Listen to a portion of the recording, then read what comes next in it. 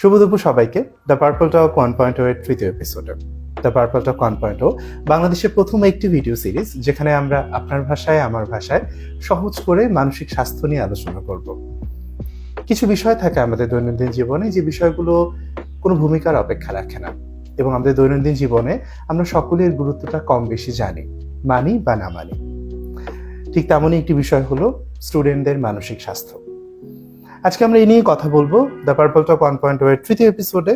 স্টুডেন্টদের মানসিক স্বাস্থ্য, তারা কি কি চ্যালেঞ্জের মুখোমুখি হয় এবং কি কি সলিউশন থাকতে পারে, এ নিয়ে আলোচনা করার জন্য আজকে আমাদের সাথে আছেন রাকিবুল হাসান সৌরভ। তিনি মাইন্ডউইজের কনসালটেন্ট সাইকোলজিস্ট হিসেবে কাজ করছেন এবং স্টুডেন্টদের মানসিক স্বাস্থ্য নিয়ে তিনি দীর্ঘদিন কাজ করে যাচ্ছেন। সৌরভ ভাই, কেমন আছেন? এই তো ভালো আছি স্যার, অনেক ধন্যবাদ আমাকে আমন্ত্রণ জানানোর জন্য। কিন্তু দীর্ঘদিন ধরে স্টুডেন্টদের মানসিক স্বাস্থ্য নিয়ে কাজ করছেন, তো প্রতি বছরই কিন্তু আমরা দেখছি যে খুবই উদ্বেগজনক হারে স্টুডেন্টদের সুইসাইড রেটটা বেড়ে যাচ্ছে, এবং আজকাল আমরা যেটা দেখছি যে তাদের অ্যাংজাইটি বলেন, তাদের ডিপ্রেশন বলেন, খুবই কমন ওয়ার্ড যেটা আসলে স্টুডেন্টরা উচ্চারণ করছে যে আই এম ডিপ্রেসড, আমার প্রচন্ড অ্যাংজাইটি হচ্ছে, বা আমি একটা খারাপ সিচুয়েশনের মধ্যে দিয়ে যাচ্ছি। তো শিক্ষার্থীরা কি কি সমস্যার মুখোমুখি হচ্ছে, আপনি আপনার এক্সপিরিয়েন্স থেকে কি বলবেন? আচ্ছা, অবশ্যই খুবই গুরুত্বপূর্ণ একটা কোয়েশ্চেন, কারণ হচ্ছে আমরা দেখছি যে, এবং আমি আমার দীর্ঘদিনের যে অভিজ্ঞতা এটা থেকে দেখেছি যে অনেক স্টুডেন্ট আসলে ডিপ্রেশন, অ্যাংজাইটির মতো পাশাপাশি আরো অনেক রকম মানসিক স্বাস্থ্য ঝুঁকিতে তারা ভুগে, এবং এমনকি তারা আত্মহত্যার মতো বিষয়ে তো তারা আসলে চলে যায় বা ওই দিকে চলে যায়। তো স্টুডেন্টদের ক্ষেত্রে আমরা দেখি যে তারা হচ্ছে বিভিন্ন লাইফ ট্রানজিশনের মধ্যে দিয়ে যায়। একটা হচ্ছে তাদের হচ্ছে অনেক সময় পরিবেশ চেঞ্জ হয়, তাদের পরিবার ছেড়ে অনেক সময় ঢাকায় চলে আসতে হয়, পাশাপাশি নতুন পরিবেশ, নতুন ইউনিভার্সিটি, নতুন ক্লাসমেটস, নতুন পিপল, তাদের সাথে ইন্টারাকশন করতে হয়। তো বিভিন্ন রকম ইস্যুজে তারা আসলে ভুগে। শুধুমাত্র যে একাডেমিক ইস্যুজ তা না, economical issues, relationship issues, adjustment issues. তো বিভিন্ন কারণে তারা এই পরিবেশের সাথে, নতুন পরিবেশের সাথে খাপ খাইয়ে নিতে না পেরে তারা বিভিন্ন রকম মানসিক উপসর্গে ভুগে, এবং হচ্ছে যখন হচ্ছে তারা এই সাপোর্টটা পায় না বা একদম হেল্পলেস সিচুয়েশনে থাকে, তখন হচ্ছে তারা এক সময় দেখা যায় যে এটা গুরুতর অবস্থা হয়ে যায়, এবং আস্তে আস্তে মনে করে যে না, আমি এখান থেকে মুক্তি পেতে চাই। তো মুক্তির পথ যখন না পায়, তখন হচ্ছে তারা অনেক সময় এই যে নিজেকে শেষ করে দেওয়ার মতো একটা কঠিন নির্মম অবস্থায় আসলে চলে যেতে বাধ্য হয়। কিছু পরিবর্তনের কথা বলছিলেন। আমরা যখন দেখি শৈশব অবস্থা থেকে যখন একটা বাচ্চা স্কুলে ঢুকছে, তখন থেকে কিন্তু তার মাথায় কোথাও না কোথাও এটা সমাজের চাপ হতে পারে, ফ্যামিলির ব্যাপার হতে পারে, যে কিছু স্বপ্ন ইমপ্লিমেন্ট করে দেওয়া হয় যে তোমাকে বাংলাদেশের প্রেক্ষাপটে ডাক্তার হতে হবে বা ইঞ্জিনিয়ার হতে হবে। তো সেখান থেকে যে একটা ছুটে চলার জার্নি শুরু, যে আমাকে স্কুলে ভালো রেজাল্ট করতে হবে, আমাকে এসএসসি পরীক্ষা ভালোভাবে দিতে হবে, নাহলে আমি একটা কলেজে যেতে পারবো না। তো একটা ভালো কলেজে আমাকে আবার ভালোভাবে পাস করতে হবে, না হলে আমার অ্যাডমিশন টেস্টে আবার ইম্প্যাক্ট করবে। কলেজ থেকে ভালোভাবে পাস করে পাওয়ার পর অ্যাডমিশন যুদ্ধ। আবার আপনি নিজেও ঢাকা বিশ্ববিদ্যালয়ে পড়াশোনা করেছেন, আপনি জানেন নিশ্চয়ই যে হচ্ছে কতটা কম্পিটিশন করে আসতে হয়, আসার পরে কতটা কম্পিটিশন করে টিকে থাকতে হয়। সো এই যে পুরো একটা পরিবর্তনের জায়গা, একটা স্টুডেন্ট লাইফে শিশু থেকে বয়সন্ধি আসে, তারপর তারুণ্য আসে, একটা মানুষ অ্যাডাল্ট হয়ে যায়, পুরো একটা পরিবর্তন ফেস করে। সেই জায়গা থেকে আমি একটু জানতে চাচ্ছি যে এই প্রতিটা জায়গায় একটা হ্রাস আছে, একটা দৌড়ের জায়গা আছে। আপনি একজন সাইকোলজিস্ট হিসেবে কি মনে করেন যে এই যে একটা কন্টিনিউয়াস হ্রাস, এটা একজন স্টুডেন্টের মানসিক স্বাস্থ্যে কতটুকু প্রভাব ফেলছে? হ্যাঁ, অবশ্যই অনেক প্রভাব ফেলে। কারণ হচ্ছে এই যে একটা আপনি বলছিলেন যে প্রতিযোগিতামূলক অবস্থায় তাদেরকে যেতে হয়, একটা রাশের মধ্যে, দৌড়ের মধ্যে থাকতে হয়। তো এটার জন্য তারা মানসিকভাবে প্রস্তুত থাকে কিনা, বা ওই পর্যাপ্ত পরিমাণ সাপোর্ট তারা ফ্যামিলি থেকে, পরিবেশ থেকে, সমাজ থেকে পায় কিনা, এটা একটা ইম্পর্টেন্ট বিষয়। কারণ হচ্ছে আমরা তাকে সাপোর্ট দিলাম না, পর্যাপ্ত পরিমাণ উৎসাহ দিলাম না, পজিটিভিটি দিলাম না, না দিয়ে তাকে হচ্ছে একটা রাশের মধ্যে, দৌড়ের মধ্যে ছেড়ে দিলাম, তখন এটা কিন্তু একটা নেগেটিভলি ইম্প্যাক্ট করে তাদের মেন্টাল হেলথে। এবং এই চাপ সামলে নিতে না পেরে তারা অনেক সময় দেখা যায় হোঁচট খেয়ে যায়, এবং কাঙ্ক্ষিত ফলাফল না পেলে অনেক সময় দেখা যায় যে ভেঙে পড়ে, মানসিকভাবে অসুস্থ হয়ে যায় অনেক সময়। তো এই জায়গাটা মেক শিওর করতে হবে যে আমি যে আমার বাচ্চা থেকে বা সন্তান থেকে কিছু একটা আশা করছি, তাকে ওই পরিমাণ আমি যত্ন, সাপোর্ট দিচ্ছি কিনা, যে ওইটার জন্য সে মানে হেল্পফুল ওয়েতে আগাতে পারবে, প্রোডাক্টিভ হতে পারবে। তো এই জিনিসটা আসলে খুবই দেখার বিষয় যে কতটা সাপোর্ট দিচ্ছি চাপ দেওয়ার আগে। চাপ যদি দিতে হয়, তখন হচ্ছে আমি সাপোর্ট দিয়ে তাকে হচ্ছে ওইটা তার পথটা সহজ করে দেওয়ার জন্য আমাকে অবশ্যই অনেক পদক্ষেপ নিতে হবে। একটু আগেই বলছিলেন যে একটা স্টুডেন্টের চারপাশের পরিবেশটা, তার ফ্যামিলি, তার সোসাইটি, তার শিক্ষা প্রতিষ্ঠান, এটা তার জন্য কতটুকু সাপোর্টিভ হচ্ছে সেটা দেখানো প্রয়োজন। সো আমি যদি এই জিনিসটা বলি যে বাংলাদেশের কনটেক্সটে কিন্তু আমরা দেখি, আমরা একটু আগে ডিসকাস করছিলাম যে সাধারণত ফ্রুটফুল থাকে না, মানে শৈশবেই একটা শিশুর মাথায় একটা ড্রিম অনেক সময় দিয়ে দেওয়া হয় যে you have to be doctor আর ইঞ্জিনিয়ার। সো এটা অনেক সময় তার নিজের স্বপ্ন থাকে না, তাকে সেই সুযোগটাও দেওয়া হয় না যে তুমি এক্সপ্লোর করো হোয়াটস ইউর ড্রিম, তুমি কোন জায়গায় যেতে চাও। সো আমি সেই জায়গা থেকে জানতে চাই যে কোনো চেঞ্জ, যে কোনো কনটেক্সট, এটা তো পরিবার থেকে শুরু হয়, অভিভাবকরা কিভাবে পাশে দাঁড়াতে পারে এই যে একটা স্টুডেন্টের মানসিক জার্নিতে? আচ্ছা, হ্যাঁ, অভিভাবকদের ভূমিকা আসলে এখানে খুবই গুরুত্বপূর্ণ। কারণ হচ্ছে তারা যে এক্সপেকটেশন তাদের কাছে রাখছেন সন্তানদের কাছে, এগুলা তাদের জন্য আসলে কতটা স্বাস্থ্যসম্মত হচ্ছে, বা তারা আসলেই চাচ্ছে কিনা, বা তাদের মন মানসিকতার সাথে ম্যাচ করছে কিনা বিষয়টা, এটা আসলে দেখাটা খুবই ইম্পর্টেন্ট। কারণ হচ্ছে যদি ম্যাচ না হয়, স্টুডেন্টরা যদি তাদের চাওয়ার সাথে ফ্যামিলির যে চাওয়া, বাবা মার চাওয়া যদি ম্যাচ না করে, তখন কিন্তু একটা মানসিক দ্বন্দ্ব কাজ করে তাদের মধ্যে, যে আমি চাচ্ছি হয়তো একরকম হতে, কিন্তু আমাকে চাপিয়ে দেওয়া হচ্ছে অন্যটা। ওই যে পরিবারের বা মা বাবার যে একটা আকাঙ্ক্ষার জায়গা এবং স্টুডেন্টদের নিজেদের একটা চাহিদা, ওই জায়গাটা আসলে ওই কতটা আসলে মিসম্যাচ হচ্ছে বা ভালো মতো ডিসকাশন হচ্ছে তাদের মধ্যে, এটা একটা গুরুত্বপূর্ণ বিষয়। এজন্য হচ্ছে অভিভাবকদের উচিত যে স্টুডেন্টদের বা তাদের বাচ্চাদের মন মানসিকতা, চাহিদা, এই জায়গাটা একটু বোঝার চেষ্টা করা, তাদের সাথে কথা বলা যে তুমি আসলে কি চাও, তোমার জন্য কতটা এটা ভালো হচ্ছে, কতটা বার্ডেন হয়ে যাচ্ছে কিনা, এটাও দেখার আসলে চেষ্টা করা খুবই ইম্পর্টেন্ট। আরেকটা যেটা জিনিস একটু জানতে চাই যে ফ্যামিলির কথাটাই হচ্ছিল যে স্ট্রেস ম্যানেজমেন্ট। দেখা যায় যে আসলে যদি ফ্যামিলি সাপোর্টিভ হয়, আমাদের সোসাইটাল কনটেক্সট এত বেশি প্রতিযোগিতার কথা একটু আগে বলছিলেন, তো যে স্ট্রেসের জায়গাটা আসে, এটা একাডেমিকলি হতে পারে, অন্য বিভিন্ন কারণে হতে পারে, রিলেশনশিপ ইস্যু হতে পারে। অনেক সময় স্টুডেন্টস তারা একটু রিজিড থাকে, তারা শেয়ার করতে পারে না ফ্যামিলির সাথে। সো স্ট্রেস ম্যানেজমেন্টের জন্য আসলে ফ্যামিলির সাপোর্টিভ হওয়াটা কতটা গুরুত্বপূর্ণ? হ্যাঁ, অবশ্যই খুবই গুরুত্বপূর্ণ। যে ফ্যামিলি যেহেতু আমাদের হচ্ছে প্রথম আমরা যাদের সাথে ইন্টারঅ্যাক্ট করি আমাদের লাইফে, তারাই হচ্ছে আমাদের ফ্যামিলি মেম্বার্স। তো তাদের সাথে সম্পর্কটা আসলে খুবই খুবই ইম্পর্টেন্ট আমাদের মানসিক স্বাস্থ্য বা স্ট্রেস ম্যানেজমেন্টের ক্ষেত্রে। কারণ হচ্ছে বেশিরভাগ সময় আমরা কিন্তু ফ্যামিলির সাথে কাটাই, বা দিনে যাই ঘটুক আমরা কিন্তু ফ্যামিলির কাছেই ব্যাক করি। তো ওই যে স্ট্রেস বা যা হচ্ছে ভিতরে ইন্টারনাল ইস্যুস, যদি আমরা কারোর সাথে শেয়ার না করতে পারি ফ্যামিলিতে, তখন কি হয় যে একটা প্রবলেমটা আরো বেড়ে যায় যখন আমরা কারোর সাথে শেয়ার করতে না পারি। কারণ হচ্ছে আমাদের সেফেস্ট পার্সনরা কিন্তু অনেক সময় আমাদের ফ্যামিলি মেম্বার্সরা হয়, যখন হচ্ছে তাদের সাথে আমাদের সাপোর্টিভ সম্পর্ক থাকে।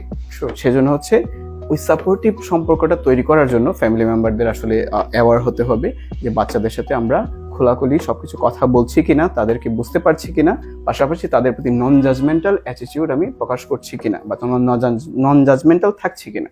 এটা আসলে খুবই ইম্পর্টেন্ট একজন বাচ্চার জন্য, ফ্যামিলি মেম্বাররা সাপোর্টিভ হওয়ার জন্য আসলে। মানে একজন স্টুডেন্ট এবং তার ফ্যামিলি পার্সন সবার সাথে আসলে আন্ডারস্ট্যান্ডিং এর জায়গাটা অনেক বেশি ইম্পর্টেন্ট, আপনি বলছেন। Very good point. সৌরভী, একটু আগে আমরা ডিসকাস করছিলাম যে স্টুডেন্ট লাইফে কিন্তু আসলে মোটামুটি শিশু থেকে অ্যাডাল্ট হওয়ার যে জার্নিটা, সবগুলো পরিবর্তন কিন্তু একটা মানুষ পার করে ফেলে। সো এবং একটা বড় অংশ জুড়ে থাকে কিন্তু স্কুল লাইফ বেসিক্যালি, যেখানে আসলে সে শৈশব দেখে, কৈশোর দেখে, বয়সন্ধিকালটা এই সময় আসে, এবং একজন মানুষের বয়সন্ধিকালের উপর ডিপেন্ড করে যে তার পরবর্তী জীবনটা আসলে কিরকম হতে যাচ্ছে। সো আমি যদি এবার একটু জানতে চাই আসলে যে বাংলাদেশে যে স্কুলগুলোতে যে কাউন্সিলিং সার্ভিসটা রয়েছে, এটা একজন স্টুডেন্টের মানসিক স্বাস্থ্যের জন্য আসলে কতটুকু কার্যকরী, এবং এই যে ট্রানজিশনগুলো সে পার করছে এটার জন্য কতটা হেল্পফুল? আচ্ছা, হ্যাঁ, খুবই গুরুত্বপূর্ণ একটা কোয়েশ্চেন। কারণ হচ্ছে স্কুলে কিন্তু আমরা হচ্ছে কি হয়, আপনি যেটা বলছিলেন যে শৈশব থেকে কৈশোর, তারপর হচ্ছে বয়সন্ধিকাল এবং বড় হয়ে কিন্তু আমরা আসলে স্কুলের একটা জার্নির মধ্য দিয়ে, এবং আমাদের যে চেঞ্জ ঘটে, মানসিক কিছু চেঞ্জ, আমাদের পার্সোনালিটি ডেভেলপ হয়, আমাদের ইন্টারাকশন, কমিউনিকেশন প্যাটার্ন ডেভেলপ হয়। তো ওই জায়গাটায় আসলে মানসিক স্বাস্থ্যের দিকগুলা গুরুত্ব দেওয়াটা খুবই ইম্পর্টেন্ট। তো এক্ষেত্রে হচ্ছে বাংলাদেশের প্রেক্ষাপটে যেটা হয় যে স্কুলগুলোতে পর্যাপ্ত সাইকোলজিস্ট নেই। কিছু কিছু স্কুলে অবশ্যই আছে, কিন্তু তারা আসলে কাজ করে যাচ্ছেন অবশ্যই। কিন্তু ওই স্পেসিফিক ইস্যুগুলো নিয়ে যদি ওয়ার্কশপ, আরো ট্রেনিং এবং ইন্ডিভিজুয়ালি সবাইকে আসলে অবজারভেশনে রেখে যে তার প্রপার মানসিক বিকাশটা হচ্ছে কিনা। কারণ হচ্ছে আপনি যেটা বলছিলেন যে ওই বয়সন্ধিকাল বা ওই স্কুল গোয়িং চিলড্রেনদের যে মানসিক যে বিষয়গুলো ঘটছে, এটাই কিন্তু পরবর্তীতে তাদের অ্যাডাল্ট লাইফে গিয়ে অনেকটাই প্রভাব পড়ে। তারা ইউনিভার্সিটিতে গিয়ে ঠিক মতো কথা বলতে পারছে কিনা, প্রেজেন্টেশন দিতে পারছে কিনা, এক্সামে ভয় পাচ্ছে কিনা, এটা কিন্তু তার সেই স্কুল থেকে শুরু হয়।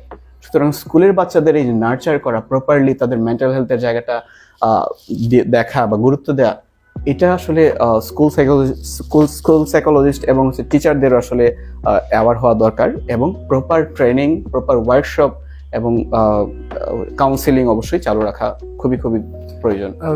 সেম কোশ্চেনটা যদি আমি আসলে একটু ইউনিভার্সিটির কনটেক্সটে জানতে চাই, যে একটা তো হলো যে আমরা ডিসকাস করছিলাম কিভাবে শৈশব থেকে অ্যাডাল্টহুডের যে জার্নিটা, সো অ্যাডাল্টহুড এই জায়গায় আসার পরে কিন্তু ইউনিভার্সিটি লাইফে দেখা যায় যে একটা ক্যারিয়ার অ্যাংজাইটি চলে আসে, একটা ক্যারিয়ার টেনশনের জায়গাটা চলে আসে। ইউনিভার্সিটিগুলোতে আসলে এই সেবাটা কতটা আছে বলে আপনি মনে করেন, কতটা গুরুত্বপূর্ণ একটু যদি আচ্ছা, হ্যাঁ, অবশ্যই খুবই গুরুত্বপূর্ণ। কারণ হচ্ছে অ্যাডাল্ট লাইফে গেলে আমাদের আসলে অনেক লাইফের অনেক পার্ট, আসলে নতুন নতুন পার্ট তৈরি হয়। যেমন হচ্ছে রিলেশনশিপে যায় অনেকে, রিলেশনশিপ আলাদা একটা লাইফ, ঠিক আছে। অনেকে পার্ট টাইম জব করে, তাদের অকুপেশনাল লাইফ শুরু হয়ে যায়। পাশাপাশি স্টুডেন্ট লাইফ, ফ্যামিলি লাইফ, অনেকের হচ্ছে ফ্যামিলির দায়িত্ব নিতে হয়। তার মানে হচ্ছে তাদের লাইফের নতুন অনেক দিক আসলে উন্মোচন হয়। তো ওই সময় তারা এই যে নতুনত্বের সাথে খাপ খাইয়ে নিতে কতটা পারছে বা ঠিকমতো আসলেই পারছে কিনা, এটা আসলে এটার সাথে মানসিক স্বাস্থ্যের একটা খুবই আসলে সম্পর্ক রয়েছে।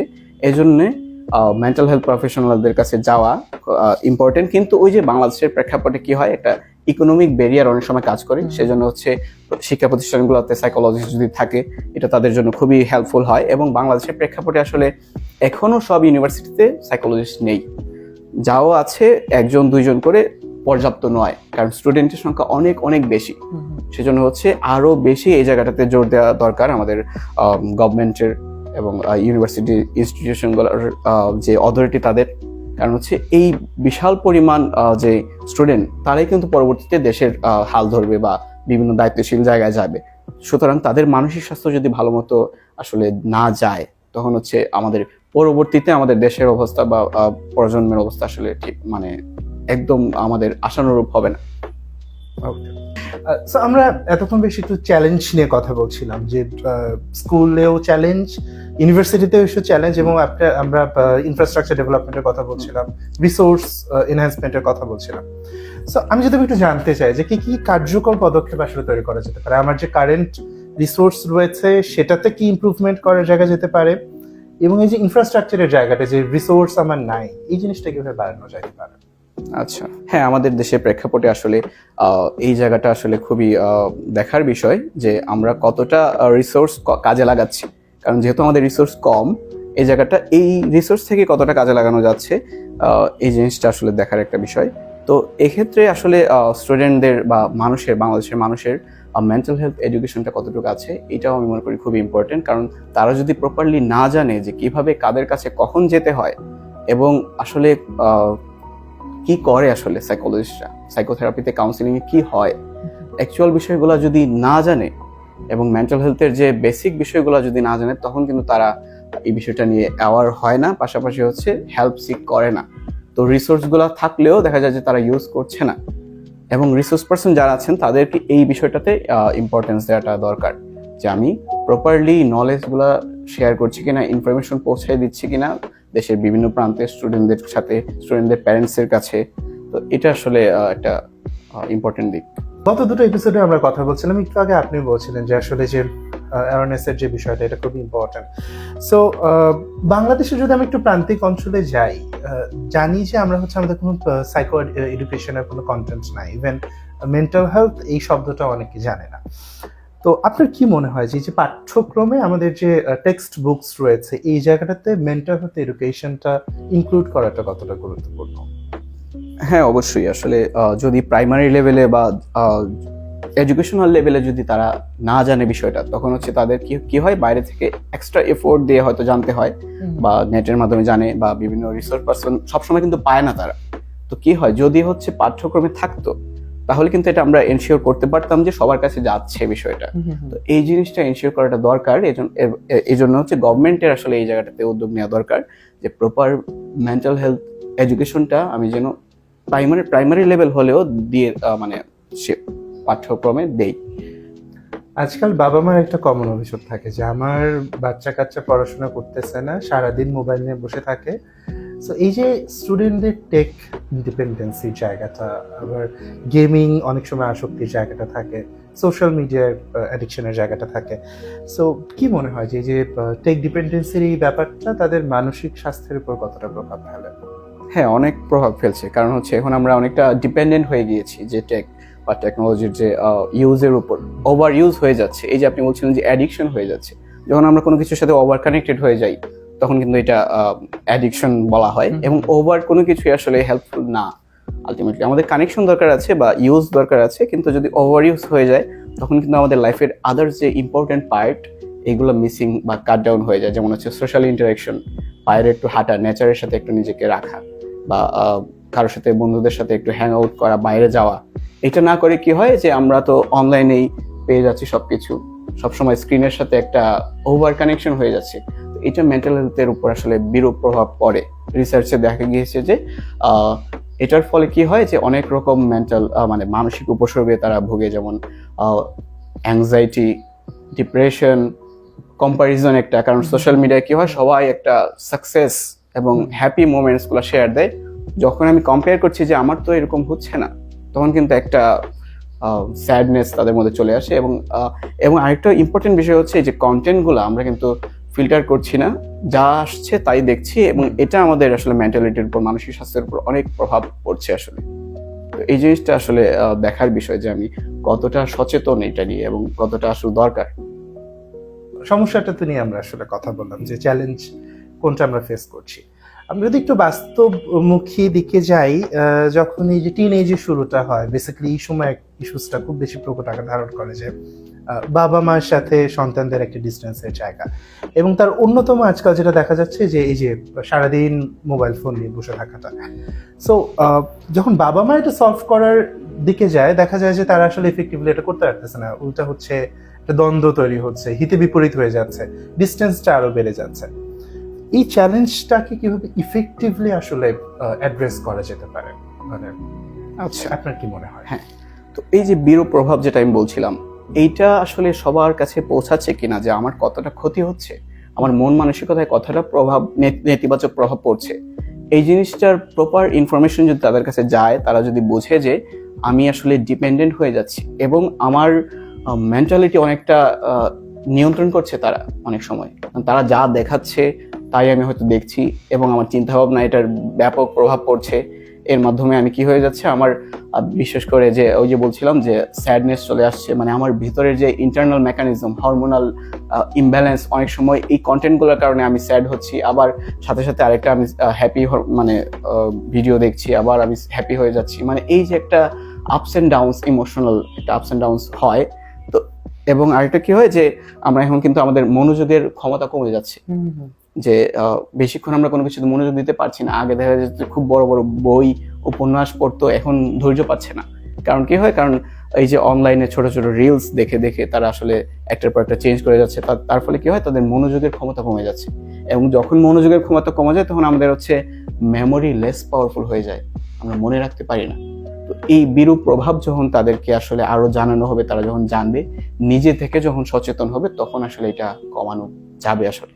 এবং পরিবারের অবশ্যই এখানে হচ্ছে ভূমিকা আছে। তারা যদি সুন্দর করে বুঝিয়ে বলে এবং একটা ম্যাচিউর ডিসকাশন করে যে এটা আসলে তুমি ইউজ করবা, ঠিক আছে, কিন্তু একটা লিমিটেড পরিমাণ পর্যন্ত, তাহলে আসলে এটা আসলে আমার মনে হয় ম্যানেজ করা প্রয়োজন।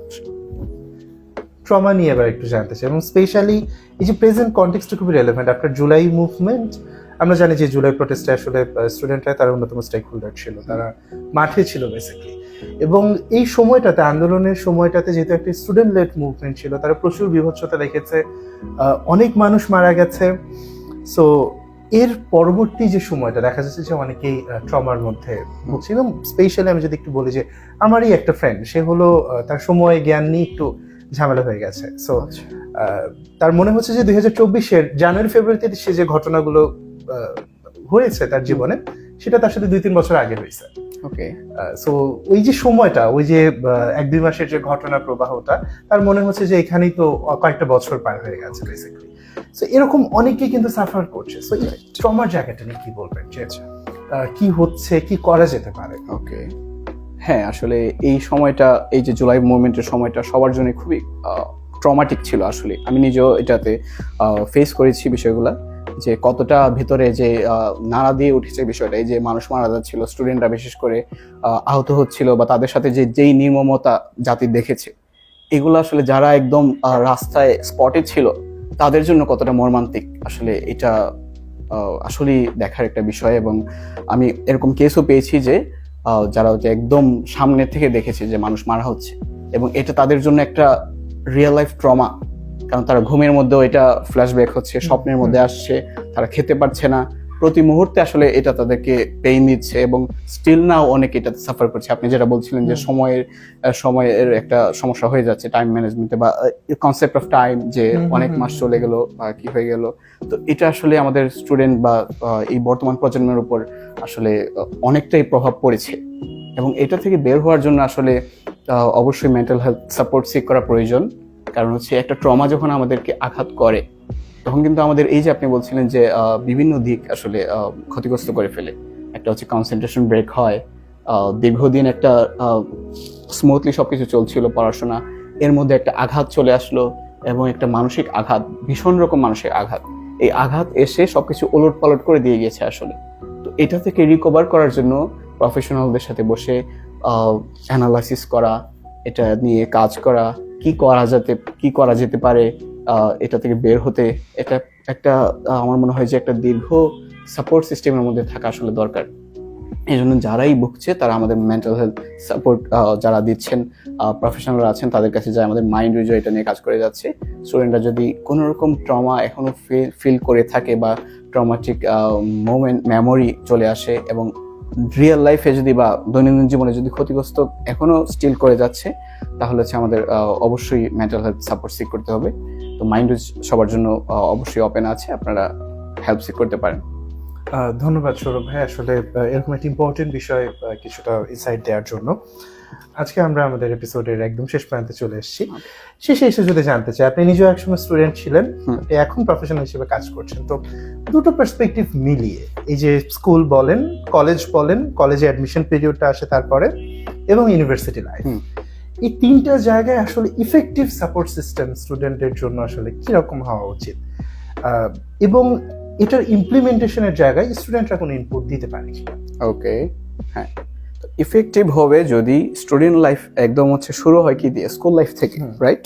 তো স্কুল লাইফে যদি মেন্টাল হেলথ অ্যাবিলিটি, মেন্টাল হেলথের যে বেসিক বিষয়গুলো নিয়ে অ্যাওয়ার হওয়া যায়, এবং হচ্ছে চর্চা করা যায় বিভিন্ন বিষয় নিয়ে, কনফিডেন্স, সেলফ এস্টিম আমি কিভাবে বাড়াতে পারি, কিভাবে স্ট্রেস ম্যানেজ করতে পারি, অ্যাংজাইটি ম্যানেজ করতে পারি, আমি ডেইলি লাইফে কিছু দারুণ কিছু এক্সারসাইজ নিয়ে আসতে পারি যেগুলো মেন্টাল হেলথের জন্য ভালো, এটা যদি আমরা স্কুল লাইফ থেকে শুরু করতে পারি, খুব দারুণভাবে সে কলেজ লাইফে, তার ইউনিভার্সিটি লাইফেও ভালোভাবে পারফর্ম করতে পারবে, এবং তার কাঙ্ক্ষিত ফলাফল নিয়ে আসতে পারবে। সে অকুপেশনাল লাইফেও, তাদের প্রফেশনাল লাইফে দেখা যাবে যে খুব দারুণভাবে সে সবকিছু ডিল করতে পারছে। তো এটার জন্য স্টুডেন্টরা যেটা করতে পারে, যে এই যে এখন তো অ্যাভেলেবিলিটি আছে কিন্তু সোশ্যাল মিডিয়ার মাধ্যমে, যে মেন্টাল হেলথ কন্টেন্টগুলা, সাইকোলজিস্টদের কথা শোনা, বা হচ্ছে মেন্টাল হেলথের এডুকেশনটা নেয়া।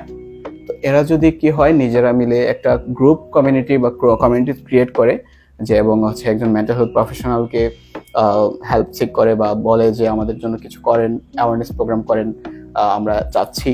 তো এটা যদি করা যায় ক্লাব ভিত্তিক, যেমন স্কুল কলেজে অনেক ক্লাব থাকে আপনারা জানেন, ক্লাবদের হচ্ছে এই জিনিসটাতে অ্যাওয়ার হওয়া দরকার, যে আমরা মেন্টাল হেলথ বা সোশ্যাল স্কিল গুলা বাড়ানোর জন্য ইনিশিয়েট নিয়ে প্রফেশনালদের ইনভাইট করি, এবং এই ধরনের প্রোগ্রাম আরো বাড়াই, তাহলে হচ্ছে সবাই বেনিফিটেড হবে, এবং এটা আসলে হোল লাইফ তারা ক্যারি করবে বেনিফিট। আলটিমেটলি আসলে যে পিয়ার সাপোর্টের ব্যাপারটা, এটা অনেক বেশি ইফেক্টিভ হয়। রাইট, ধন্যবাদ সৌরভ ভাই, আসলে এত ইম্পর্টেন্ট একটা ইনসাইট আসলে তুলে ধরবার জন্য। মাইন্ড ওয়েজ স্টুডেন্ট সেন্ট্রিক কিছু করছে কিনা, বা কোনো প্ল্যান আছে কিনা? হ্যাঁ, অবশ্যই প্ল্যান আছে। মাইন্ড ওয়েজের স্টুডেন্ট কেন্দ্রিক অনেক প্ল্যানই আছে। আমরা হচ্ছে স্টুডেন্টদের জন্য স্পেশাল প্যাকেজ রাখছি। কেউ যদি কাউন্সিলিং সার্ভিস নিতে চায় আমাদের সাথে যোগাযোগ করলে আমরা এটা সম্পর্কে বিস্তারিত জানাতে পারবো। পাশাপাশি হচ্ছে আমাদের স্টুডেন্টদের মেন্টাল হেলথ নিয়ে কিছু ওয়ার্কশপ আমরা প্ল্যান করছি, কোনো শিক্ষা প্রতিষ্ঠান যদি চায়। পাশাপাশি আমাদের একটা হেল্পলাইন রয়েছে পার্পল লাইন নামে, যেটি প্রতিদিন বিকাল 4টা থেকে রাত 2টা পর্যন্ত খোলা থাকে। বিভিন্ন প্যারা কাউন্সিলররা থাকেন, তারা হচ্ছে আপনার যে কোনো কথা মন দিয়ে শুনবে, আপনাকে কিছু টিপস দিবে যেগুলো হচ্ছে মেন্টাল হেলথের জন্য খুবই খুবই ইম্পর্টেন্ট হবে, এবং পুরোপুরি কনফিডেন্সিয়ালিটি মেনটেন করে তারা আপনার কথা শুনবে। আপনার কথা কোথাও বাইরে যাবে না, একদম পুরোপুরি গোপনীয়তা রক্ষা করা হবে এবং আপনাকে নন জাজমেন্টালি হেল্প করা হবে। সুতরাং আপনারা যে কেউ ফ্রিতে এই সার্ভিসটি নিতে পারেন। ধন্যবাদ সৌরভ ভাই, আপনার ব্যস্ত সময়ের মাঝে আমাদের সময় দেওয়ার জন্য এবং দ্য পার্পল টক 1.0 তৃতীয় এপিসোডে আসবার জন্য। হ্যাঁ, আপনাকে অসংখ্য ধন্যবাদ। ধন্যবাদ সবাইকে যারা এতক্ষণ আমাদের সাথে ছিলেন দ্য পার্পল টক 1.0 এর তৃতীয় এপিসোডে। আজকে আমরা কথা বলছিলাম স্টুডেন্টদের মেন্টাল হেলথ নিয়ে, তারা কি কি চ্যালেঞ্জের মুখোমুখি হয় এবং পসিবল সলিউশনগুলো কি কি হতে পারে। একই সাথে আমরা জানলাম মাইন্ড উইচ নিয়ে এবং দ্য পার্পল লাইন নিয়ে। এরকমই আরো অনেক রকম টপিক নিয়ে আমরা সামনের এপিসোডগুলোতে আসবো প্রতি শনিবার ঠিক দুপুর 12টায়। Stay tune on mind which Facebook page.